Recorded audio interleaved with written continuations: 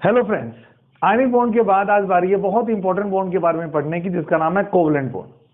आप लोग जानते हैं केमिकल बॉन्ड की फॉर्मेशन के लिए हमने ऑक्टेट रूल सीखा हुआ है कि हर एलिमेंट अपने आउटर मोस्ट शेल में 8 इलेक्ट्रॉन का सेटअप पूरा करना चाहता है। इसे हम ऑक्टेट रूल कहते हैं। अब इन 8 इलेक्ट्रॉन्स को अचीव करने के लिए या तो एलिमेंट अपने इलेक्ट्रॉन को कंप्लीट ट्रांसफर करता है, चाहे वो इलेक्ट्रॉन रिलीज करता है चाहे वो इलेक्ट्रॉन एक्सेप्ट करता है। तो कंप्लीट इलेक्ट्रॉन ट्रांसफर से क्या बनते हैं? आयंस बनते हैं, एक केटायन एक एनायन, और ये दोनों आयंस आपस में जिस स्ट्रॉन्ग फोर्स ऑफ अट्रैक्शन से बाउंड होते हैं उसे हम बोलते हैं आयनिक बॉन्ड। लेकिन बच्चों, कोवलेंट बॉन्ड में इलेक्ट्रॉन्स का कंप्लीट ट्रांसफर नहीं होता। इसमें एक एलिमेंट दूसरे एलिमेंट के बीच में इलेक्ट्रॉन की शेयरिंग होती है, और जितने इलेक्ट्रॉन्स की शेयरिंग की जाती है उन नंबर ऑफ इलेक्ट्रॉन्स को उस एलिमेंट की कोवैलेंसी बोला जाता है। तो इसको सीखने के लिए पहले हम हर एलिमेंट की वैलेंसी इलेक्ट्रॉन्स के नंबर के बारे में देखेंगे, फिर हम देखेंगे कितने इलेक्ट्रॉन्स कम है उसके पास में अपना ऑक्टेट पूरा करने के लिए, और जितने इलेक्ट्रॉन उसके पास कम होंगे वो उतने इलेक्ट्रॉन दूसरे के साथ शेयर कर लेगा ताकि ऑक्टेट कंप्लीट हो सके। आइए पहले हम देखते हैं किस एलिमेंट के वैलेंस शेल में कितने इलेक्ट्रॉन्स होते हैं। तो अगर मैं एस ब्लॉक और पी ब्लॉक के जो मेन एलिमेंट्स उनकी बात करता हूं, तो मैं स्टार्ट करता हूं इधर हाइड्रोजन से, lithium, beryllium, boron, carbon, nitrogen, oxygen, fluorine. नीचे मैं लिख रहा हूं sodium, magnesium, aluminium, silicon, phosphorus, sulphur and chlorine. और अगर मैं इनके वैलेंस इलेक्ट्रॉन को लिखता हूं, इसके पास 1 वैलेंस इलेक्ट्रॉन है, इसका कॉन्फ़िगरेशन है 2 1, तो इसके वैलेंस इलेक्ट्रॉन 1 है, इसके वैलेंस इलेक्ट्रॉन 2 हैं, वैलेंस इलेक्ट्रॉन 3 हैं, 4 हैं, 5 हैं, 6 हैं एंड 7 है। ये मैं क्या लिख रहा हूँ? ये इनके वैलेंस इलेक्ट्रॉन्स लिख रहा हूँ। ऐसे ही सोडियम में 1 2 3 4 5 6 एंड 7। तो ये इन एलिमेंट्स के वैलेंस इलेक्ट्रॉन्स हैं। इसी बिहाफ पर हमें देखेंगे कि जिसके पास वैलेंस इलेक्ट्रॉन्स का नंबर 8 से जितना कम होगा वो उतने इलेक्ट्रॉन्स की शेयरिंग करके कोवलेंट बॉन्ड की फॉर्मेशन करेगा। इन सब बॉन्डिंग पैटर्न्स के बारे में जो सबसे पहले जिस साइंटिस्ट ने बताया था उनका नाम है लेविस, और इससे जो भी स्ट्रक्चर्स बनती है उन स्ट्रक्चर्स को हम लेविस डॉट स्ट्रक्चर कहते हैं। आइए हम देखते हैं कि सिंगल एलिमेंट की लेविस डॉट स्ट्रक्चर और मॉलिक्यूल या आयन की लेविस डॉट स्ट्रक्चर किस तरह से बनती है। जहां तक सिंगल एलिमेंट का सवाल है, उसकी लेविस डॉट स्ट्रक्चर बनाने में तो आपको केवल वैलेंस इलेक्ट्रॉन को शो करना होता है। जैसे मान लीजिए मुझे लिथियम को, पहले मैं हेडिंग लिख देता हूं, we are discussing Lewis dot structure, we are discussing Lewis dot structure. तो मान लीजिए मेरे पास हाइड्रोजन है, तो इसका लेविस डॉट स्ट्रक्चर में क्या होगा? बस एस के ऊपर एक डॉट लगा दो। वैलेंस इलेक्ट्रॉन्स को उसके ऊपर हम शो करते हैं। जैसे मान लीजिए मेरे को बनानी है हीलियम की लेविस डॉट स्ट्रक्चर, तो चाहे तो आप इसको ऐसे इंडिकेट कर दीजिए और चाहे आप एक साथ इसको इस तरह से इंडिकेट कर दीजिए। लिथियम के आउटर मोस्ट शेल में केवल एक इलेक्ट्रॉन होता है तो एक इलेक्ट्रॉन लगाना है। बेरिलियम के आउटर मोस्ट शेल में 2 इलेक्ट्रॉन्स होते हैं तो 2 इलेक्ट्रॉन लगाने हैं। बोरोन के आउटर मोस्ट शेल में 3 इलेक्ट्रॉन्स होते हैं। इस तरह से हम अलग अलग एलिमेंट्स की एटॉमिक फॉर्म में या एलिमेंटल फॉर्म में लेविस डॉट स्ट्रक्चर बनाते हैं। इसी बेस पर ऑक्सीजन की लेविस डॉट स्ट्रक्चर में 6 इलेक्ट्रॉन शो कर रहा हूँ, सल्फर की लेविस डॉट स्ट्रक्चर में 6 इलेक्ट्रॉन शो कर रहा हूँ, कार्बन की लेविस डॉट स्ट्रक्चर में 4 इलेक्ट्रॉन शो कर रहा हूँ, नाइट्रोजन की लेविस डॉट स्ट्रक्चर में 5 इलेक्ट्रॉन शो कर रहा हूँ। तो किसी भी एलिमेंट के आउटर मोस्ट शेल में जितने इलेक्ट्रॉन्स होते हैं हम लेविस डॉट स्ट्रक्चर में उन इलेक्ट्रॉन को शो करते हैं, क्योंकि इन्हीं के बेस पर मैं कोवलेंट बॉन्ड की फॉर्मेशन करने वाला हूँ। अब अगर ऑक्टेट रूल के अकॉर्डिंग मैं ये देखना चाहूं कि कौन सा एलिमेंट कितने इलेक्ट्रॉन की शेयरिंग करके ऑक्टेट कंप्लीट करेगा, तो आइए हम देखते हैं। जैसे मान लीजिए मैंने बात की क्लोरीन की। अब क्लोरीन में 7 इलेक्ट्रॉन्स होते हैं वैलेंस शेल में। क्लोरीन में वैलेंस शेल में कितने इलेक्ट्रॉन्स होते हैं? 7 इलेक्ट्रॉन्स होते हैं। तो इस क्लोरीन के इलेक्ट्रॉन्स को अगर मैं डॉट से शो कर रहा हूं तो मैं क्या करता हूं? दूसरे क्लोरीन के इलेक्ट्रॉन को इंडिकेट करने के लिए छोटा सा क्रॉस यूज करता हूं। ये 2 क्लोरीन मैंने एक साथ साथ लिखी हुई हैं, इन दोनों के वैलेंस इलेक्ट्रॉन 7 है, तो मैंने 7 इलेक्ट्रॉन्स को इस तरह से शो किया हुआ है। अब आप लोग जानते हैं कि ऑक्टेट कंप्लीट करने के लिए 8 इलेक्ट्रॉन चाहिए होते हैं। तो क्या ऐसा नहीं हो सकता कि क्लोरीन एक इलेक्ट्रॉन दूसरे वाले क्लोरीन से एक बार के लिए बोरो कर ले, उधार ले ले और अपना ऑक्टेट पूरा कर ले, और जब उसको ऑक्टेट बनाना हो वही काम सेकंड वाला क्लोरीन भी कर सकता है कि लेफ्ट वाले क्लोरीन से एक इलेक्ट्रॉन बोरो कर ले, उधार ले ले और अपना ऑक्टेट पूरा कर ले। तो इलेक्ट्रॉनों की शेयरिंग के थ्रू ये अपने ऑक्टेट पूरे कर सकते हैं। तो हमारा जो मेन पॉइंट है इस तरह से है कि हो सकता है इसने इसके इलेक्ट्रॉन को ले लिया, अपना ऑक्टेट पूरा कर लिया, और सेकंड टाइम राइट वाला क्लोरीन इस डॉट वाले इलेक्ट्रॉन्स को ले लेगा और अपना ऑक्टेट पूरा करेगा। इस तरह की बॉन्डिंग को हम कोवलेंट बॉन्डिंग कहते हैं। और जितने इलेक्ट्रॉन की शेयरिंग करते हैं उन इलेक्ट्रॉन की शेयरिंग से सिंगल बॉन्ड, डबल बॉन्ड या ट्रिपल बॉन्ड की फॉर्मेशन होती है। अगर क्लोरीन ने एक ही इलेक्ट्रॉन को शेयर किया है तो दोनों Cl के बीच में एक लाइन लिखी जाएगी और एक लाइन को बोलते हैं हम सिंगल बॉन्ड। अगर आपने एक लाइन ड्रॉ की है, एक लाइन का मतलब होता है आपने क्लोरीन के बीच में सिंगल बॉन्ड बनाया है, इसका मतलब क्लोरीन का ऑक्टेट पूरा करने के लिए हमें एक इलेक्ट्रॉन को शेयर करना पड़ा। ऑक्सीजन की बात करते हैं। एक ऑक्सीजन आउटरमोस्ट शेल में 6 इलेक्ट्रॉन्स हैं, दूसरा ऑक्सीजन आउटरमोस्ट शेल में 6 इलेक्ट्रॉन्स है। अब आउटरमोस्ट शेल में अगर 6 इलेक्ट्रॉन्स है तो ऑक्टेट कंप्लीट करने के लिए कितने इलेक्ट्रॉन कम है? 2। तो ये ऑक्सीजन क्या करेगा? 2-2 इलेक्ट्रॉन की शेयरिंग करेगा। और अगर 2-2 इलेक्ट्रॉन की शेयरिंग करेगा तो इस तरह से एक बार इसने ले लिए, एक बार इसने ले लिए। इसको हम किस तरह से इंडिकेट करते हैं? इसको हम इस तरह से इंडिकेट करते हैं कि डबल बॉन्ड लगा देते हैं। उसके बाद तो आप इलेक्ट्रॉन चाहे डॉट से लगाओ, कोई ज्यादा फर्क नहीं पड़ता। तो मैं बोलता हूं ऑक्सीजन और ऑक्सीजन के बीच में कैसा बॉन्ड लग रहा है? डबल बॉन्ड की फॉर्मेशन हो रही है। उसी तरह से नाइट्रोजन के आउटरमोस्ट शेल में 5 इलेक्ट्रॉन्स होते हैं। तो अगर इसको अपने 6 इलेक्ट्रॉन्स कंप्लीट करने हैं, अगर इसको अपने 8 इलेक्ट्रॉन्स कंप्लीट करने तो इसको क्या करना होगा? इसको 3 इलेक्ट्रॉन्स की शेयरिंग करनी पड़ेगी। तो इस तरह से नाइट्रोजन 3 इलेक्ट्रॉन की शेयरिंग करके अपना ऑक्टेट कंप्लीट कर सकता है, अपना ऑक्टेट कंप्लीट कर सकता है। और मैं कहूंगा नाइट्रोजन और नाइट्रोजन के बीच में कैसा बॉन्ड बन रहा है? इनके बीच में ट्रिपल बॉन्ड बन रहा है। तो मैं कह सकता हूं क्लोरीन की कोवैलेंसी कितनी है? 1। ऑक्सीजन की कोवैलेंसी कितनी है? 2। और नाइट्रोजन की कोवैलेंसी कितनी है? 3। क्योंकि क्लोरीन ने, ऑक्सीजन ने और नाइट्रोजन ने 1 इलेक्ट्रॉन, 2 इलेक्ट्रॉन और 3 इलेक्ट्रॉन शेयर करके अपने अपने ऑक्टेट को पूरा किया है। जहां तक सिंपल मॉलिक्यूल्स का सवाल होता है बच्चों, वहां तो बड़े आराम से हम आइडिया ले लेते हैं कि इसकी लेविस डॉट स्ट्रक्चर कैसे बनेगी। तो ये Cl2 की लेविस डॉट स्ट्रक्चर है, ये ऑक्सीजन की लेविस डॉट स्ट्रक्चर है और ये नाइट्रोजन की लेविस डॉट स्ट्रक्चर है। इजी मॉलिक्यूल्स में तो ठीक है, पर कई बार आपके सामने थोड़े टिपिकल मॉलिक्यूल्स आ सकते हैं, आपके सामने कोई कंपोजिट आयन आ सकता है, उसकी लेविस स्ट्रक्चर बनाने के लिए हमें तैयारी भी थोड़ी सी ज्यादा अच्छी करनी पड़ेगी। मैं आपको कुछ रूल्स बताऊंगा जिन रूल्स के थ्रू आपने इनके ऑक्टेट को कंप्लीट करना है और लेविस डॉट स्ट्रक्चर की फॉर्मेशन करनी है। आइए हम सीखते हैं rules of making Lewis dot structure. अगर आपके पास में कोई बड़े बड़े मॉलिक्यूल्स है या कोई आयन है तो हम किस तरह से उनकी लेविस डॉट स्ट्रक्चर बना सकते हैं। रूल नंबर 1 ये है कि अगर रूल नंबर 1 कि जो स्मॉल एटम्स होते हैं, क्योंकि उनके आउटरमोस्ट शेल में 8 से बहुत कम इलेक्ट्रॉन्स होते हैं, तो उनके लिए एक तरह की रियायत ये है कि वो अगर अपने आउटरमोस्ट शेल में 2 इलेक्ट्रॉन भी कर लेंगे तो उनका डुप्लेट पूरा होगा, और डुप्लेट पूरा होने से भी उनकी स्टेबिलिटी मान ली जाती है। जैसे कि हाइड्रोजन, जैसे कि हीलियम का तो पूरा ही है, जैसे कि लिथियम, बेरिलियम वगैरह वगैरह। ये 4 एलिमेंट्स हैं जिनको अपनी स्टेबिलिटी के लिए आउटरमोस्ट शेल में 8 इलेक्ट्रॉन्स की जरूरत नहीं है। अगर ये 2 इलेक्ट्रॉन भी कर लेंगे तो हम कहते हैं कि इनका डुप्लेट पूरा हो गया, और डुप्लेट पूरा होने से भी ये स्टेबिलिटी गेन कर लेते हैं। तो इस बात का आपको ध्यान रखना है, इन 4 एलिमेंट को छोड़कर बाकी सबका ऑक्टेट पूरा करना है, और इन एलिमेंट्स के लिए क्या करना है? आपको डुप्लेट पूरा करना है। Rule number 2, second rule. अब मैं 1 बाय 1 जो सीक्वेंस रूल्स आपको बता रहा हूं उनको ध्यान रख लीजिएगा किस तरह से आपने निकालना है। तो किसी भी मॉलिक्यूल की लेविस डॉट स्ट्रक्चर के लिए आपको ये 4 वैल्यूज निकालनी पड़ती है, जिनको शॉर्ट में हम ANSU रूल भी कहते हैं। ANSU, पहले उस मॉलिक्यूल के लिए ANSU की वैल्यूज निकाली जाएंगी, उसके बाद उनकी लेविस स्ट्रक्चर बनाई जा सकती हैं। तो ये ANSU क्या है और किस तरह से निकलते हैं, बहुत ध्यान से आप लोग सुनिएगा। A का मतलब होता है number of valence electrons in a molecule और आयन। किसी भी मॉलिक्यूल या आयन में वैलेंस इलेक्ट्रॉन के नंबर को A से डिनोट करते हैं। N, total number of electrons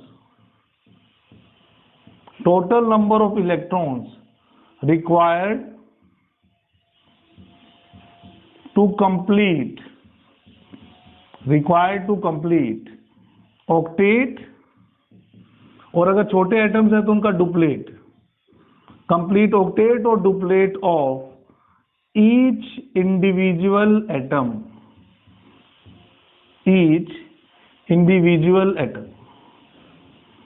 उस मॉलिक्यूल या आयन में प्रेजेंट सभी एटम्स के ऑक्टेट या डुप्लेट कंप्लीट करने के लिए कितने इलेक्ट्रॉन होने चाहिए, उन होने चाहिए इलेक्ट्रॉन्स को हम बोलते हैं n। अब होने तो इतने चाहिए, हैं इतने, तो कितने इलेक्ट्रॉन्स की शेयरिंग करनी पड़ेगी, n माइनस ए इलेक्ट्रॉन्स की शेयरिंग करनी पड़ेगी। मान लीजिए किसी सिस्टम में 5 एटम्स है, उन पांचों का ऑक्टेट पूरा करने के लिए आपको 40 इलेक्ट्रॉन चाहिए, 5 × 8 = 40, लेकिन उस सिस्टम में ओनली 24 इलेक्ट्रॉन्स ही आ रहे हैं, तो कितने इलेक्ट्रॉन्स कम है, 40 - 24 दैट इज 16। तो क्या उस पूरे मॉलिक्यूल में सभी एटम्स ने टोटल 16 इलेक्ट्रॉन की शेयरिंग नहीं करनी पड़ेगी क्या? तो इस तरह से हम क्या निकालते हैं, नंबर ऑफ शेयर्ड इलेक्ट्रॉन्स, और बिल्कुल आसान है, हम n - a को निकाल लेते हैं। जैसे ही नंबर ऑफ शेयर्ड इलेक्ट्रॉन्स आते हैं, टोटल नंबर ऑफ बॉन्ड्स भी आप निकाल सकते हैं, और वो होता है शेयर्ड इलेक्ट्रॉन्स के नंबर का हाफ। आप लोग जानते हैं बच्चों, सिंगल बॉन्ड का मतलब कितने इलेक्ट्रॉन्स, 2 इलेक्ट्रॉन्स, डबल बॉन्ड का मतलब कितने इलेक्ट्रॉन्स, 4 इलेक्ट्रॉन्स, ट्रिपल बॉन्ड का मतलब कितने इलेक्ट्रॉन्स, 6 इलेक्ट्रॉन्स। तो अगर मैं शेयरिंग वाले इलेक्ट्रॉन्स को 2 से डिवाइड करता हूं तो नंबर ऑफ बॉन्ड्स आ जाते हैं। तो इस तरह से हमें पता लग जाएगा उस पूरे मॉलिक्यूल में या उस पूरे आयन में टोटल बॉन्ड्स आपने कितने बनाने हैं, तो शेयर्ड इलेक्ट्रॉन्स के हाफ से आ जाता है। और लास्ट हम निकालते हैं यू को बोलते हैं हम नंबर ऑफ अनशेयर्ड इलेक्ट्रॉन्स, और ये निकलते हैं a - s के थ्रू, और जितने अनशेयर्ड इलेक्ट्रॉन्स होते हैं उसका अगर हाफ कर दूंगा तो मुझे उस पूरे मॉलिक्यूल आयन में जिन जिन एटम्स के पास भी लोन पेयर्स हैं उनका टोटल नंबर पता लग जाता है। मान लीजिए अनशेयर्ड इलेक्ट्रॉन्स आ गए आपके पास में 12, तो हम क्या बोलेंगे कि 12 अनशेयर्ड इलेक्ट्रॉन का मतलब लोन पेयर्स कितने होंगे, 6। पेयर का मतलब 2 इलेक्ट्रॉन को बोलते हैं, तो नंबर ऑफ लोन पेयर्स आ जाएंगे 6। तो मैं जब भी लेविस स्ट्रक्चर ड्रॉ करूंगा तो मैं इन दोनों को जस्टिफाई करके ही लेविस डॉट स्ट्रक्चर को बना पाऊंगा। मेरे पास टोटल नंबर ऑफ बॉन्ड्स पता लग जाने चाहिए, मुझे total number of lone pair पता लग जाने चाहिए, इस बेस पर मैं उसकी लेविस स्ट्रक्चर बना सकता हूं। तो ये रूल है कि हम ए एन एस की वैल्यू कैसे निकालते हैं। आइए हम बात करते हैं रूल नंबर 3 की।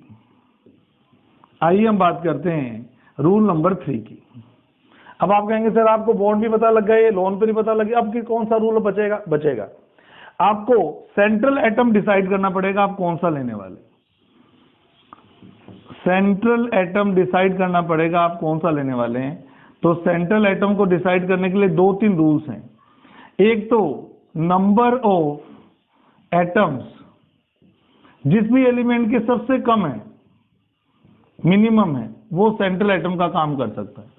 जैसे मान लीजिए फॉर एग्जांपल मुझे PCl5 की स्ट्रक्चर बनानी, तो आप जानते हैं कि फास्फोरस तो एक ही है, क्लोरीन 5 है, तो जिनका नंबर कम होता है वो सेंट्रल एटम का काम करते हैं। तो फास्फोरस को सेंटर में रखना है और क्लोरीन को उसके अराउंड टर्मिनल एटम की फॉर्म में रखना है। मान लीजिए आपके पास में आ गया SO4 - 2, अब सल्फर 1 है, ऑक्सीजन 4 है, तो नंबर कम किसका, सल्फर का, तो सल्फर सेंटर में रहेगा और टर्मिनल ग्रुप पे एंड पे कौन से रहेंगे, ऑक्सीजन के एटम्स रहेंगे। तो इस तरह से आप सेंट्रल एटम निकाल सकते हैं।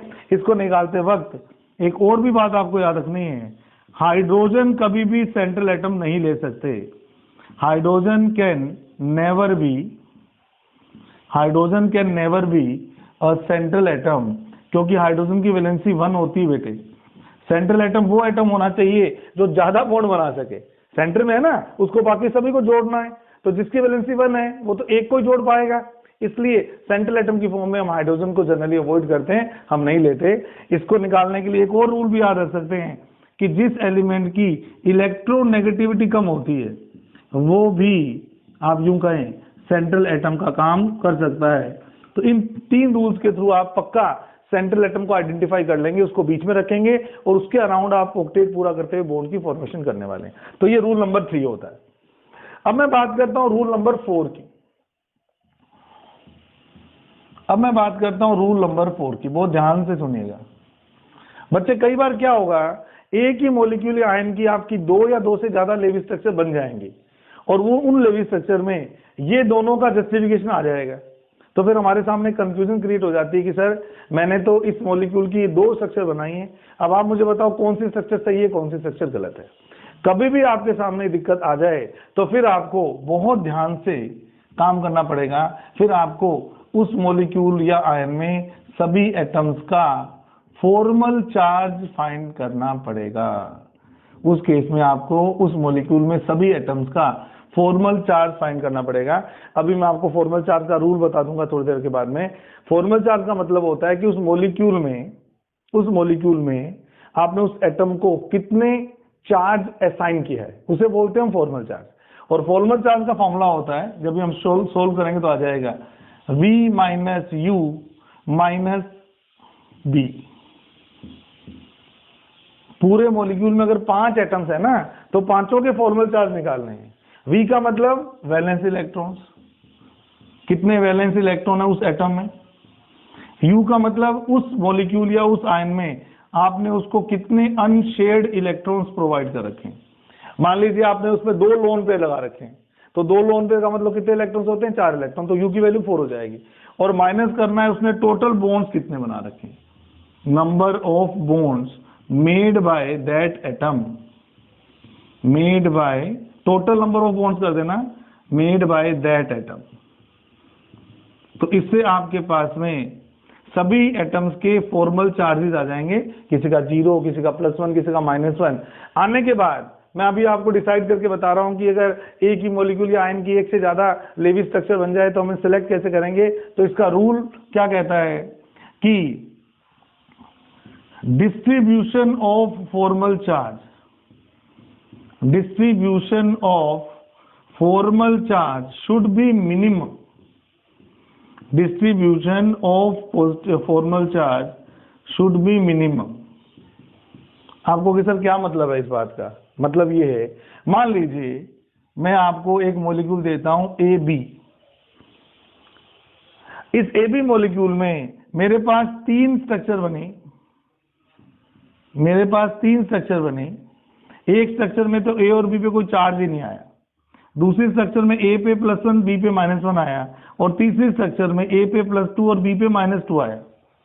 तो फॉर्मल चार्ज का सबसे कम डिस्ट्रीब्यूशन कहाँ हुआ है, चार्ज है ही नहीं जिसमें, वो तो पहली स्ट्रक्चर, ये बेस्ट है।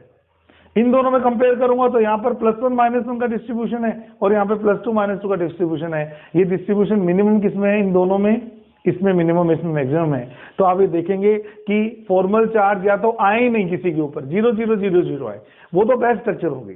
पर अगर बाई चांस आ भी रहे हैं तो इस तरह के फॉर्मल चार्जेस आए कि उनका जो डिस्ट्रीब्यूशन है वो कम हो, +1 -1 is better than +2 -2 and +2 -2 is better than +3 -3। इस तरह से हम किसी भी लेवी स्ट्रक्चर की स्टेबिलिटी को कंपेयर कर सकते हैं। और अगर ये रूल्स लगाएंगे फाइनली तो हम बता पाएंगे कि ये मॉलिक्यूल इस फॉर्म में एग्जिस्ट करेगा और वही उसकी क्या हो जाएगी, लेवी स्ट्रक्चर हो जाएगी। आइए हम कुछ एग्जांपल्स के थ्रू सीखते हैं लेवी स्ट्रक्चर किस तरह से बनाई जाती है। लेविस डॉट स्ट्रक्चर के रूल सीखने के बाद अब बारी है इसको इंप्लीमेंट करने की। तो मैं कुछ मॉलिक्यूल्स या आयंस अभी यहाँ पे बनाऊंगा और आपको सिखाऊंगा कि किस तरह से उनकी लेवी स्ट्रक्चर आपने डिसाइड करनी है। सबसे पहला आयन, बहुत इंपॉर्टेंट आयन जो मेरे दिमाग में आ रहा है, that is carbonate ion. Carbonate ion इसको बोला जाता है और हमें कहा गया है कि इसकी लेवी डॉट स्ट्रक्चर निकाली। तो आइए हम देखते हैं क्या करना है। सबसे पहले मैंने AnSO की वैल्यू निकालनी। मैंने बोला आपको सभी एटम्स के वैलेंस शेल के इलेक्ट्रॉन्स को जोड़ लीजिए इंक्लूडिंग चार्ज। अगर उसके पास माइनस चार्ज है तो उतने इलेक्ट्रॉन प्लस करने, और अगर उस स्पीशीज के ऊपर प्लस चार्ज है तो उतने इलेक्ट्रॉन माइनस करने। आइए, कार्बन के पास कितने वैलेंस इलेक्ट्रॉन्स होते हैं, 4। ऑक्सीजन के पास कितने वैलेंस इलेक्ट्रॉन होते हैं, 6 इंटू 3 कर दिया क्योंकि 3 ऑक्सीजन है। और -2 चार्ज का मतलब 2 इलेक्ट्रॉन एक्स्ट्रा आए हुए स्पीशीज पे। तो इस तरह से हम A की वैल्यू निकाल लेंगे इसकी सोल्व करके, 4 + 18, 22 + 2 24। तो कार्बोनेट की मॉलिक्यूल आयन में total number of valence electron including charge कितना आ रहा है, 24। सेकंड पॉइंट हम निकालने वाले हैं N की वैल्यू। सभी का ऑक्टेट पूरा करना चाहते हो तो कितने इलेक्ट्रॉन्स होने चाहिए थे, ये 4 एटम्स हैं, तो इन चारों का ऑक्टेट पूरा करने के लिए मुझे टोटल इलेक्ट्रॉन कितने चाहिए थे, 32 इलेक्ट्रॉन चाहिए थे। अब आप मुझे बताइए थर्ड पॉइंट के थ्रू, एस मैंने बोला था कितने इलेक्ट्रॉन्स शेयर करेंगे, n माइनस ए, तो 32 माइनस 24 कितने इलेक्ट्रॉन की शेयरिंग होगी, 8 इलेक्ट्रॉन की शेयरिंग होगी। और जैसे ही आप शेयर्ड इलेक्ट्रॉन निकालते हैं उसी वक्त टोटल नंबर ऑफ बॉन्ड्स भी आप निकाल सकते हैं। आपको पता लगना चाहिए कि कार्बोनेट आयन में टोटल बॉन्ड्स कितने बनाने हैं, आपने 4 बनाने। चौथा पॉइंट मैंने बोला U निकालना है। U किसके बराबर होता है, U होता है A माइनस एस के बराबर। A आपका आ रहा है 24, S आ रहा है 8, तो 16 आपका U आ गया। और अनशेड इलेक्ट्रॉन को 2 से डिवाइड करूंगा तो मेरे पास लोन पेयर्स का नंबर आ जाएगा, यानी कि इस पूरी स्पीशीज में टोटल बॉन्ड तो बनाने बेटे 4 और सभी एटम से टोटल लोन पेयर्स का नंबर कितना होना चाहिए, 8। उसके बाद में फिफ्थ पॉइंट में सेंट्रल एटम डिसाइड करूंगा। मैंने बोला था जिसका नंबर कम होगा वो सेंट्रल एटम होगा, तो carbon must be central atom, oxygen must be terminal atom. तो मैं क्या करता हूं, ऐसे लगा देता हूं कार्बन ऑक्सीजन ऑक्सीजन ऑक्सीजन।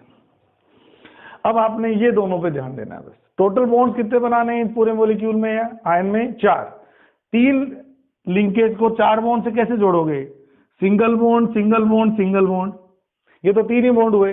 अब चौथा बॉन्ड कहीं भी आप एक डबल बॉन्ड लगा दो तो मुझे पता लग गया कि इस पूरे मॉलिक्यूल में 2 तो सिंगल बॉन्ड होंगे और एक क्या होगा, double bond. Total number of bonds कितने हो जाएंगे, 4। अब लोन पेयर्स की बात करते हैं। कई बच्चों को लोन पेयर्स लगाने में दिक्कत आती है क्योंकि उनको वैलेंसी का और नंबर ऑफ इलेक्ट्रॉन्स रिक्वायर्ड का पता नहीं लगता। तो उसके लिए मैंने क्या किया, एक बहुत सिंपल सी टेबल बना देता हूं जिस टेबल से आपको लोन पेयर निकालना बिल्कुल आसान हो जाएगा। देखिए ध्यान से, बहुत ध्यान से मेरी बात सुनिएगा। मान लीजिए मेरे पास है कार्बन एलिमेंट या नाइट्रोजन एलिमेंट या ऑक्सीजन एलिमेंट, बस 3 के एग्जांपल से मैं आपको एक्सप्लेन कर दूंगा। कार्बन के पास 4 वैलेंस इलेक्ट्रॉन होते हैं, तो या तो ये 4 सिंगल बॉन्ड बना सकता है, या तो ये 4 सिंगल बॉन्ड बना सकता है। 4 सिंगल बॉन्ड बनाएगा, इसके ऊपर एक भी लोन पेयर नहीं आएगा। या ऐसा हो सकता है कि 3 बॉन्ड बनाए और इसके ऊपर कोई भी इलेक्ट्रॉन नहीं हो, तो जब भी 3 बॉन्ड बनाए और कोई भी इलेक्ट्रॉन नहीं हो तो इसके ऊपर चार्ज क्या लगाना है, +1। कई बार ऐसा भी होगा कि ये 3 बॉन्ड भी बना लेगा और एक लोन पेयर भी आ जाएगा, तो अगर ऐसी कंडीशन आई तो इसके ऊपर चार्ज क्या लेना है आपने, -1। कार्बन अपने बॉन्ड 4 ही रखता है, कभी भी 5 बॉन्ड नहीं बनाता। ऐसे ही नाइट्रोजन के केस में, नाइट्रोजन जब भी 3 बॉन्ड बनाएगा बच्चों इसके ऊपर एक लोन पेयर दिखाना है। जब बॉन्ड बढ़ते हैं तो लोन पेयर कम हो जाते हैं। तो जब भी नाइट्रोजन के आप 4 बॉन्ड बनाओ तो फिर लोन पेयर को गायब कर देना और इसके ऊपर चार्ज आ जाएगा प्लस। बॉन्ड बढ़ेगा तो लोन पेयर गायब हो जाएंगे, चार्ज आ जाएगा प्लस। और अगर बॉन्ड घटेगा, जैसे 3 के बजाय अगर मैं इसके अराउंड 2 ही बॉन्ड बनाऊं तो उस केस में लोन पेयर एक बढ़ जाएगा और इसके ऊपर चार्ज क्या आ जाएगा, माइनस का। याद रह जाएगी, सब चीजें याद कर लीजिएगा। ऑक्सीजन की बात करता हूं। ऑक्सीजन या तो 2 बॉन्ड बनाए तो इसके ऊपर 2 लोन पेयर रहेंगे। ये 2 बॉन्ड ऐसे भी बना सकता है और ऐसे भी बना सकता है, कोई फर्क नहीं पड़ता।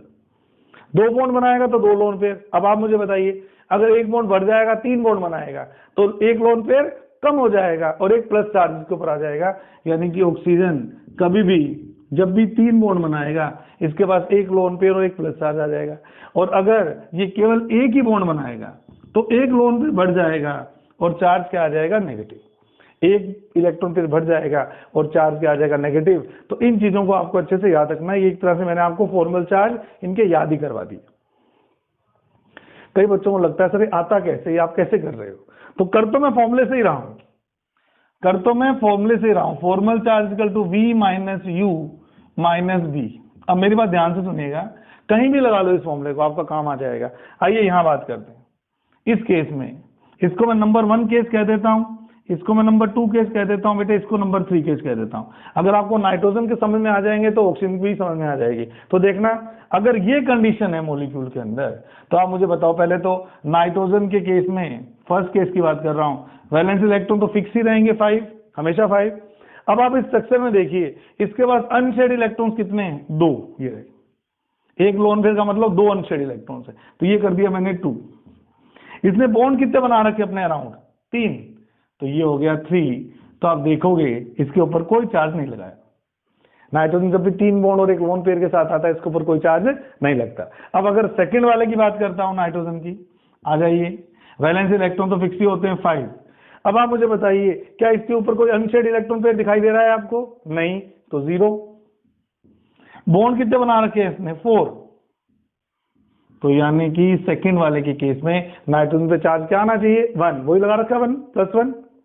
और अगर मैं लास्ट वाले की बात करता हूं, थर्ड वाले की, तो इस थर्ड वाले में वैलेंस इलेक्ट्रॉन तो 5 ही है। आप बताइए अनशेड इलेक्ट्रॉन कितने हैं इसके ऊपर? 4। 2 लोन पेयर के कारण -4 हो गया। कितने बॉन्ड बना रखे हैं? 2। तो बेटे 5 - 6, इसलिए इस नाइट्रोजन पर नेट फॉर्मल चार्ज कितना आ रहा है? -1। इसलिए मैंने आपको याद भी करवा दिया, ये कंडीशन आप याद भी रखोगे तो बार बार आपको फॉर्मूला नहीं लगाना पड़ेगा। लेकिन मैं लास्ट में इन सबके फॉर्मल चार्ज फाइनली निकाल लूंगा, ताकि मैं इस पूरे मॉलिक्यूल के -2 चार्ज को जस्टिफाई कर सकूं। बच्चों मान लीजिए कोई स्पीशीज के ऊपर नेट चार्ज -2 है ना, तो इसका मतलब ये है कि उसके सारे एटम्स के फॉर्मल चार्ज को सम करूंगा तो आंसर मस्ट बी -2। इस बात को आप ध्यान रख लीजिए। अगर आपने लेविस डॉट स्ट्रक्चर सही बनाई लेकिन फॉर्मल चार्ज गलत निकाले, तो उन गलत फॉर्मल चार्जेस के बेस पर उस पूरे मॉलिक्यूल या स्पीशीज के नेगेटिव चार्ज को या क्यूमुलेटिव पॉजिटिव चार्ज को आप जस्टिफाई नहीं कर सकते। तो फॉर्मल चार्ज का सही निकलना बहुत जरूरी है। तो मैंने आपको बोला कि अगर ये स्ट्रक्चर रहेगी तो अब आपको दिक्कत नहीं आएगी। मैंने क्या बोला? ऑक्सीजन के साथ जब भी डबल बॉन्ड बनेगा कितने लोन पेयर लगाओगे? 2 लोन पेयर लगाओगे। इस ऑक्सीजन के सिंगल बॉन्ड बना रखा है, जब ऑक्सीजन सिंगल बॉन्ड बनाता है तो कितने लोन पेयर आएंगे? ये आपको पहले से याद हो गया, 3 लोन पेयर लगाएंगे। और यहाँ पर भी कितने लोन पेयर लगाएंगे? 3 लोन पेयर लगाएंगे। और मैं बता चुका हूँ जब भी 3 लोन पेयर बनेंगे आएंगे तो नेगेटिव चार्ज आएगा, यहाँ पर भी नेगेटिव चार्ज आएगा। कार्बन का फॉर्मल चार्ज निकाल लेते हैं। कार्बन की बात करेंगे तो वैलेंस इलेक्ट्रॉन 4 हैं, कोई भी अनशेड इलेक्ट्रॉन नहीं दिख रहा है इस कार्बन के ऊपर, और टोटल बॉन्ड इसने कितने बनाए? 4। यानी कि इस कार्बन के ऊपर फॉर्मल चार्ज 0 आएगा। और ये आपको पता ही है जब डबल बॉन्ड ऑक्सीजन बनाता है इसके ऊपर भी फॉर्मल चार्ज कितना आता है? 0 आता है। इसका मतलब जो आपका कार्बोनेट के ऊपर -2 चार्ज आपको दिखाई दे रहा है, वो -2 चार्ज किस किस के कारण है? वो -2 चार्ज इन दोनों ऑक्सीजन के कारण है। इसलिए नेट चार्ज जो -2 शो करते हैं वो यहाँ नहीं करते, हम पूरे मॉलिक्यूल पे डायरेक्ट भी कर सकते हैं। पर आपको पता होना चाहिए कि जो -2 चार्ज आ रहा है वो क्यों आ रहा है? क्योंकि कार्बन का फॉर्मल चार्ज 0 है, इस ऑक्सीजन का फॉर्मल चार्ज 0 है, इसका भी -1, इसका भी -1, तो पूरे स्पीशीज का जो नेट फॉर्मल चार्ज आएगा वो क्यूमुलेटिव चार्ज कहलाता है और उसकी वैल्यू कितनी आ जाएगी? -2 आ जाएगी। इस तरह से हम अलग अलग मॉलिक्यूल्स के के रूल्स फॉलो करके लेविस डॉट स्ट्रक्चर की फॉर्मेशन कर सकते हैं। आइए 1-2 एग्जांपल्स की और बात करते हैं। 1-2 एग्जांपल्स की और बात करते हैं।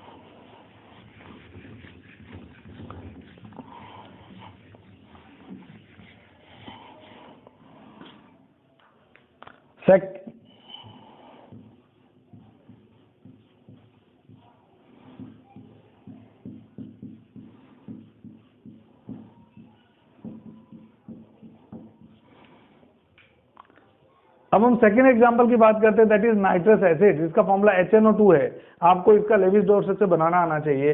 तो HNO2 में सबसे पहला पॉइंट में क्या निकालूंगा? A। अब यहाँ बड़ा इंटरेस्टिंग एटम आ गया, हाइड्रोजन। मैंने आपको बोला था हाइड्रोजन, हीलियम, लिथियम, बेरिलियम को डुप्लेट पूरा करना है, तो इनके वैलेंस इलेक्ट्रॉन शेल में इलेक्ट्रॉन तो 1 है, नाइट्रोजन के वैलेंस शेल में 5 इलेक्ट्रॉन्स हैं और ऑक्सीजन के वैलेंस शेल में 6 इलेक्ट्रॉन्स हैं। तो टोटल A की वैल्यू 18 आ गई। अब क्योंकि इसका ऑक्टेट पूरा नहीं करना, हाइड्रोजन का डुप्लेट ही पूरा करना है, तो यहाँ पर आप 8 नहीं लिखेंगे, यहाँ लिखेंगे 2। पर ये 2 किसके लिए? केवल हाइड्रोजन के लिए। बाकी दोनों एलिमेंट्स को तो अपना ऑक्टेट पूरा करना है, तो 2 एलिमेंट्स को अपना ऑक्टेट पूरा करना है। तो टोटल इलेक्ट्रॉन्स आपके पास में कितने होने चाहिए? टोटल 3 इलेक्ट्रॉन्स को, 3 एटम्स को अपना ऑक्टेट पूरा करना है, 1 N और 2 ऑक्सीजन को। तो यहाँ पर जो आपके इलेक्ट्रॉन्स आ जाएंगे वो आ जाएंगे 26। Third point S N - A 26 - 18 = 8। और इसी बेस पर अगर मेरे को बॉन्ड्स पता लगाने हो तो बॉन्ड्स का नंबर आ जाएगा बच्चे 4। ऐसे ही फोर्थ पॉइंट में मैं U निकालूंगा। U क्या होता है? A - S होता है। A है 18, S है 8, तो इसके ऊपर लोन पेयर जो आएंगे पूरे मॉलिक्यूल में वो 10/2, लोन पेयर का नंबर 5 आएगा। तो ये दोनों पॉइंट आपने एक तरह से लॉक कर दी। 4 बॉन्ड बनाने हैं और 5 लोन पेयर आएंगे। सेंट्रल एटम कैसे निकालूंगा? हाइड्रोजन तो सेंटर में आ नहीं सकता, नाइट्रोजन और ऑक्सीजन में किसका नंबर कम है? नाइट्रोजन का। इलेक्ट्रोनेगेटिविटी कम है, तो दोनों के हिसाब से नाइट्रोजन को तो लगा रहा हूं सेंटर में और ऑक्सीजन को क्या लगाऊंगा? टर्मिनल। अब ऑक्सीजन को टर्मिनल जब लगाया जाता है तो एक तो मैंने ऐसे बना दिया, लेकिन हाइड्रोजन बीच में आ नहीं सकता, तो हाइड्रोजन कहाँ आएगा? और साइड में आएगा। तो मैंने एक मोटा मोटी स्ट्रक्चर बना ली कि एन बीच में आएगा, इधर ऑक्सीजन और इधर ऑक्सीजन और हाइड्रोजन। किसी बच्चे को डाउट हो कि सर हाइड्रोजन बीच में नहीं आ सकता क्या? नहीं, हाइड्रोजन बीच में कभी भी नहीं आ सकता। अब आप मुझे बताइए, टोटल बॉन्ड्स 4 बनाने हैं, तो कम से कम एक एक बॉन्ड से तो जोड़ो पहले इनको। तो मैंने तीनों को एक एक बॉन्ड से जोड़ दिया। अब डबल बॉन्ड लगाने की पॉसिबिलिटी जो प्रैक्टिकल है आप मुझे बताइए। यहाँ तो डबल बॉन्ड आ नहीं सकता भाई, टोटल बॉन्ड मुझे 4 बनाने हैं, तो मैंने तो अभी 3 ही बनाए हैं, एक बॉन्ड कम है, तो मैं लगाना चाहता हूँ एक बॉन्ड कहाँ लगाऊंगा? यहाँ एक और बॉन्ड लगा नहीं सकता क्योंकि हाइड्रोजन की वैलेंसी 1 होती है। मैं यहाँ भी डबल बॉन्ड लगा सकता हूँ और यहाँ भी डबल बॉन्ड लगा सकता हूँ। अगर मैं यहाँ डबल बॉन्ड लगाता हूँ तो ऑक्सीजन के 3 बॉन्ड बन जाएंगे। जब तक रिक्वायरमेंट नहीं हो तब तक ऑक्सीजन के 2 ही बॉन्ड बनाने हैं, क्योंकि इसकी नॉर्मल वैलेंसी कितनी होती है? 2 होती है। तो हम कोशिश करेंगे कि हम डबल बॉन्ड यहाँ लगाएं। ये चीज आपको थोड़ी अंडरस्टैंडिंग आपको आनी चाहिए, क्योंकि ये जो स्ट्रक्चर मैं बना रहा हूं, तो देखिए नाइट्रोजन के ऑक्सीजन के नॉर्मल बॉन्ड कितने बनते हैं? 2, बिना चार्ज के। मैंने आपको बताया है कि लेविस डॉट स्ट्रक्चर बनाते वक्त इस बात का ध्यान रखें कि फॉर्मल चार्ज ना आए, और फॉर्मल चार्ज ना आए इसके लिए नाइट्रोजन के कितने बॉन्ड बनाने चाहिए? 3, कोई चार्ज नहीं आएगा। अभी टेबल बनाई थी मैंने। ऑक्सीजन को कितने बॉन्ड बनाने चाहिए? 2, कोई चार्ज नहीं आएगा। तो मैंने क्या किया? ऑक्सीजन के 2 ही बॉन्ड बनाए, नाइट्रोजन के 3 बॉन्ड बनाए, ऑक्सीजन के 2 बॉन्ड बनाए, हाइड्रोजन का 1 बॉन्ड बनाया। तो ये बेस्ट सूटेबल स्ट्रक्चर है जो कि HNO2 की हम बना सकते हैं। तो टोटल बॉन्ड्स हो गए आपके पास 4 में। लोन पेयर 5, लोन पेयर तो जरूरत ही नहीं गिनने की। जब भी ऑक्सीजन 2 बॉन्ड बनाता है तो 2 लोन पेयर लगते हैं, जब भी नाइट्रोजन 3 बॉन्ड बनाता है तो 1 लोन पेयर आता है, और जब भी ऑक्सीजन 2 बॉन्ड बनाती है तो 2 लोन पेयर आता है। ये अपने आप ही आपका सही आएगा। लोन पेयर 2, 3, 4, 5, तो 5 लोन पेयर के बेस पर HNO2 की लेविस स्ट्रक्चर हम बड़े आराम से इस तरह से बना सकते हैं। अब आ रही है थर्ड एग्जाम्पल को एक्सप्लेन करने। थर्ड एग्जाम्पल मुझे दिया हुआ है HN3। इसे बोला जाता है हाइड्रेजोइक एसिड, इसे बोला जाता है हाइड्रेजोइक एसिड। अब मैं थोड़ा सा फास्ट करूंगा। ए, हाइड्रोजन के वैलेंस शेल में 1 इलेक्ट्रॉन है, 3 × 5 16। नंबर 2 पॉइंट N, सबका ऑक्टेट पूरा करना है, हाइड्रोजन का तो डुप्लेट ही पूरा करना है, तो इसके लिए तो 2 इलेक्ट्रॉन ही चाहिए, लेकिन इन तीनों के लिए 8 इलेक्ट्रॉन चाहिए ही चाहिए। तो ये 26 हो गया। शेयर्ड इलेक्ट्रॉन कितने आ गए? 26 - 16 = 10, यानी कि टोटल बॉन्ड आपको बनाने हैं 5। फोर्थ पॉइंट, अनशेयर्ड इलेक्ट्रॉन्स 16 - 10 = 6 आ गए, यानी कि लोन पेयर आपके पास कितने आने चाहिए? 3 लोन पेयर आपके पास आने चाहिए। मैंने इन दोनों पैरामीटर्स को लॉक कर दिया। 5 बॉन्ड बनाने, 3 लोन पेयर। सेंट्रल एटम पता ही है, H तो हो नहीं सकता, तो नाइट्रोजन ही होगा, तो ये लगाया मैंने नाइट्रोजन, इधर भी नाइट्रोजन, इधर भी नाइट्रोजन, और हाइड्रोजन तो कहाँ लगेगा? कोने में लगेगा। अब टोटल बॉन्ड 5 करने, तो यहाँ तो कंफर्म है बेटा एक ही बॉन्ड बनेगा। नाइट्रोजन की पहली प्रायोरिटी क्या रखनी है? 3 ही बॉन्ड बनेंगे, तो 3 बॉन्ड बनेंगे तो बन गए 3 बॉन्ड। इस नाइट्रोजन की प्रायोरिटी वैसे तो 3 बॉन्ड की है, पर अगर मैं गलती से 3 बॉन्ड लगा दूंगा तो 2 पंगे हो जाएंगे। पहला पंगा कि टोटल बॉन्ड आपको 5 बनाने थे, तो 3 और 2 5 और 1 6 बॉन्ड हो जाएंगे। और दूसरा पंगा, नाइट्रोजन के टोटल बॉन्ड लेफ्ट बीच वाले के 5 बॉन्ड हो जाएंगे। नाइट्रोजन के never form 5 bonds. Nitrogen maximum कितने बॉन्ड बना सकता है? 4। तो इसका मतलब ये हुआ कि मुझे ना चाहते हुए भी इस बॉन्ड को हटाना पड़ेगा। अब टोटल नंबर ऑफ बॉन्ड्स मेरे 5 हो गए। मैं फॉर्मल चार्ज के थ्रू इसको जस्टिफाई कर पाऊंगा, तो मैंने पहले तो बॉन्ड लगाए। अब लोन पेयर आप मुझे सजेस्ट कीजिएगा, नाइट्रोजन जब भी 3 बॉन्ड बनाता है कितने लोन पेयर आते हैं? 1 लोन पेयर आता है। जब भी नाइट्रोजन 4 बॉन्ड बनाएगा तो कितने लोन पेयर आएंगे? 1 भी नहीं। और चार्ज क्या आता है? प्लस। आपको जो मैंने टेबल बनाई थी तो उसमें बोला था नाइट्रोजन के 4 बॉन्ड ऐसे भी हो सकते हैं बच्चों, तब भी प्लस चार्ज लगाना है, और नाइट्रोजन के 4 बॉन्ड ऐसे भी हो सकते हैं, तब भी प्लस चार्ज लगाना है, और नाइट्रोजन के 4 बॉन्ड ऐसे भी हो सकते हैं। चाहे कैसे भी 4 बॉन्ड बनाएगा, 4 बॉन्ड बनाते ही नाइट्रोजन पे चार्ज क्या आएगा? +1 आएगा। तो ये लगा दिया मैंने +1 चार्ज, और यहाँ पर 1 बॉन्ड कम होते ही याद करो, नाइट्रोजन जब 2 बॉन्ड बनाता है तो एक लोन पेयर बढ़ जाता है और एक नेगेटिव चार्ज बढ़ जाता है। तो इस तरह से आप देख पा रहे हैं कि जो मेरा मॉलिक्यूल है उसमें लोन पेयर 3 आ रहे हैं, 1 2 3, बॉन्ड आ रहे हैं 5, और नेट मॉलिक्यूल न्यूट्रल ही काउंट होगा क्योंकि एक प्लस और एक माइनस है, प्लस माइनस 0, तो नेट चार्ज इसके ऊपर कितना आएगा, 0 आएगा। इस तरह से मैं हाइड्रोक्लोरिक एसिड की भी लेविस डॉट स्ट्रक्चर बना सकता हूं। लेविस डॉट स्ट्रक्चर जब बनाई जाती हैं तो कुछ स्पीशीज की फॉर्मेशन में हमें थोड़ी दिक्कत फील होती है, और वो स्पीशीज है जो थर्ड पीरियड या उसके बियॉन्ड एलिमेंट्स होते हैं। आप लोग जानते हैं कि ऑक्टेट रूल जो वैलिड होता है वो सेकंड पीरियड के एलिमेंट्स के लिए तो फुल्ली वैलिड होता है, लेकिन जैसे ही एलिमेंट थर्ड पीरियड के स्टार्ट हो जाते हैं तो हम जानते हैं कि सल्फर की अगर मैं बात करूं, सल्फर मैक्सिमम 6 बॉन्ड भी बना सकता है जो कि ऑक्टेट रूल में परमिसिबल नहीं है। ऐसे ही फास्फोरस 5 बॉन्ड्स भी बना लेता है जो कि ऑक्टेट रूल में परमिसिबल नहीं है। तो अगर आपके सामने कोई ऐसी स्पीशीज आ जाए जिसका सेंट्रल एटम थर्ड पीरियड का मेंबर हो तो आपने किन किन खास बातों का ध्यान रखना है, आइए हम देखते हैं। तो मैं स्टार्ट कर रहा हूं अपना चौथा एग्जाम्पल, सल्फेट आयन। मैं सल्फेट आयन की बात कर रहा हूं, मैं अपना अगला आयन की बात कर रहा हूं, मैं सल्फेट आयन की बात कर रहा हूं। ध्यान दीजिएगा, सभी के सभी 16 ग्रुप के मेंबर हैं, तो सल्फर के वैलेंस शेल में भी 6 इलेक्ट्रॉन्स होते हैं, ऑक्सीजन के वैलेंस शेल भी 6 इलेक्ट्रॉन होते हैं, तो 5 एटम्स के वैलेंस शेल में 6 इलेक्ट्रॉन हैं। और मैंने आपको पहले ही बोल दिया अगर चार्ज नेगेटिव है तो उतने इलेक्ट्रॉन आप ऐड करेंगे तो मेरे पास इस पूरी स्पीशीज में total valence electrons including charge 32 आ रहे हैं। सेकेंड नंबर पॉइंट, एन, सबका ऑक्टेट पूरा करना चाहते हो आप सल्फर का भी करना चाहते हो, ऑक्सीजन का भी करना चाहते हो, यानी कि 5 एटम का आप ऑक्टेट पूरा करना चाहते हो, तो 5 एटम का ऑक्टेट पूरा करेंगे तो 40 इलेक्ट्रॉन्स आएंगे। कई बार बच्चे गलती कर देते हैं, ये जो 2 यहाँ ऐड किए यहाँ भी ऐड कर देते हैं, यहाँ थोड़ी ऐड होगा, यहाँ तो मुझे वो उन इलेक्ट्रॉन्स का नंबर चाहिए जो आपको सबका ऑक्टेट पूरा करने के लिए चाहिए। तो 5 एटम अगर हैं और सबने अपना ऑक्टेट पूरा करना है तो 40 इलेक्ट्रॉन्स आपको टोटल चाहिए। अब कितने इलेक्ट्रॉन कम पड़ रहे हैं यहाँ पे, आपके 8 इलेक्ट्रॉन्स कम पड़ रहे हैं, यानी कि आपको कितने इलेक्ट्रॉन्स की शेयरिंग करनी पड़ेगी बच्चे, 8 इलेक्ट्रॉन्स की शेयरिंग करनी पड़ेगी, यानी कि आपके पास जो टोटल नंबर ऑफ बॉन्ड्स आपको बनाने हैं वो बनाने हैं 4 बॉन्ड्स। ऐसे ही 4th पॉइंट में आप U निकालते हैं, A माइनस एस, तो 32 माइनस 8 ये आपका आ जाएगा 24, और 24 का मतलब लोन पेयर आपको कितने लेने हैं, बड़े भारी भरकम लोन पेयर आ रहे हैं, लोन पेयर आपने लेने हैं 12, लोन पेयर आपने कितने लेने हैं 12। अब मेरी बात ध्यान से सुनेगा, ये लॉक कर दीजिए, इसको लॉक कर दीजिए। तो सेंट्रल एटम तो बताने की जरूरत नहीं है, सल्फर होगा, 4 ऑक्सीजन सिमेट्रिकली लगा दो, 1 2 3 और 4 ऑक्सीजन, है तो सिंपल ही बिल्कुल ही। टोटल बॉन्ड 4 बनाने, 1 2, इसके अलावा तो बना ही नहीं सकते 4 बॉन्ड आप लोग, ठीक बात है।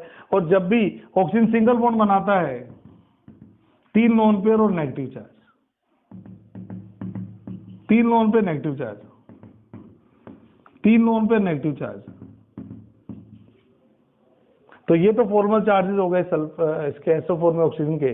जब मैंने दिमाग लगाया तो माइनस का 4 हो गया, जबकि मेरे पास तो -2 ही है, इसका मतलब जरूर इसका फॉर्मल चार्ज +2 आएगा, तभी -4 और +2 नेट आपका जो फॉर्मल चार्ज बनेगा पूरे स्पीशीज का नेट चार्ज जो बनेगा, सॉरी, वो कितना बनेगा, -2 बनेगा। सल्फर के लिए निकाल लेते हैं, मैंने बोला था V minus U minus S, तो वैलेंस इलेक्ट्रॉन 6 है, कोई भी अनशेड इलेक्ट्रॉन नहीं है और बॉन्ड बना रखे इसमें 4, तो मुझे पता लग गया इस स्ट्रक्चर में सल्फर पर जो फॉर्मल चार्ज आएगा वो +2 आएगा। तो मैंने ये स्ट्रक्चर बना के छोड़ दी, बात तो सही है, सब कुछ जस्टिफाई हो गया, लेकिन मैंने आपको कहा था कि चार्जेस का डिस्ट्रीब्यूशन कम करना है। तो जब भी आपके सामने कोई मेंबर थर्ड पीरियड का आए जो अपनी वैलेंसी को एक्सटेंड कर सकता हो, एक्सीड कर सकता होगा, तो फिर हम क्या करते हैं, टोटल नंबर ऑफ बॉन्ड्स 4 से ज्यादा बना सकते हैं। दोबारा सुनिए, अगर आपको लेविस डॉट स्ट्रक्चर में सेंट्रल एटम थर्ड पीरियड का आ जाए तो वो ऑक्टेट रूल के बियॉन्ड भी जा सकता है स्टेबिलिटी गेन करने के लिए। तो हम क्या कहते हैं स्ट्रक्चर में कि ये +2 चार्ज को आप ऐसे मान लीजिए, +1 यहां लिख देता हूं, कोई फर्क थोड़ी पड़ेगा, 2 बार +1 लिख देता हूं इसमें। और ये अब मैं जो बात करने वाला हूं उसको ध्यान रखना, आगे सभी में आपने ऐसा करना है। अगर 2 एडजेसेंट एटम्स -1 और + चार्ज से सेपरेटेड है, ये भी प्लस चार्ज और माइनस चार्ज से सेपरेटेड है। तो इन दोनों प्लस और माइनस चार्ज को फ्यूज करके आप एक और बॉन्ड बना सकते हैं। कैसे? OSO। तो मैंने बोला जब भी एडजेसेंट एटम्स के ऊपर माइनस और प्लस चार्ज आ जाए तो आप बिंदास एक बॉन्ड बना सकते हैं एक्स्ट्रा। तो ये डबल बॉन्ड बन गया। ऐसे नीचे भी बना सकता हूं, ये डबल बॉन्ड बन गया। तो ये सल्फेट आयन की ज्यादा फेवरेबल लेविस स्ट्रक्चर है क्योंकि इसमें फॉर्मल चार्ज का डिस्ट्रीब्यूशन मैंने काफी कम कर दिया है। और जब भी ऑक्सीजन 2 बॉन्ड बनाएगा, ये लोन पेयर कैंसिल कर दो, बस यहां पर ही चार्ज रह जाएगा। 3 lone pair minus charge, 3 lone pair minus charge, 2 lone pair 2 lone pair.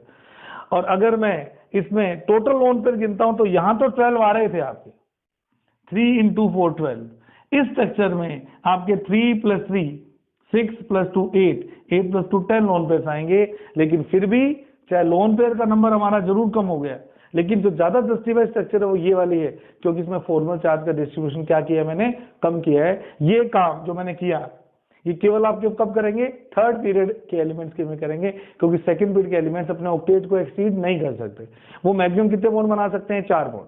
आपने देखा ही है, नाइट्रोजन भी मैक्सिमम 4 बॉन्ड बना सकता है, ऑक्सीजन तो 4 से भी कम बॉन्ड बनाता है, 3। तो 4 बॉन्ड से ज्यादा अगर बनाने हो वो केवल थर्ड पीरियड के एलिमेंट बना सकते हैं। यानी कि आप स्टार्ट करो इधर एल्यूमिनियम, सिलिकॉन के बाद आपका आ गया फास्फोरस, सल्फर। ये एलिमेंट हैं जो अपने सेंट्रल एटम के फॉर्म में 4 से ज्यादा बॉन्ड बना सकते हैं, इसलिए सल्फेट आयन के स्ट्रक्चर को आप इस तरह से जस्टिफाई कर सकते हो। तो ये कुछ इंपॉर्टेंट पॉइंट्स हैं जो लेविस डॉट स्ट्रक्चर बनाते वक्त आपको ध्यान में रखने हैं। Thank you so much.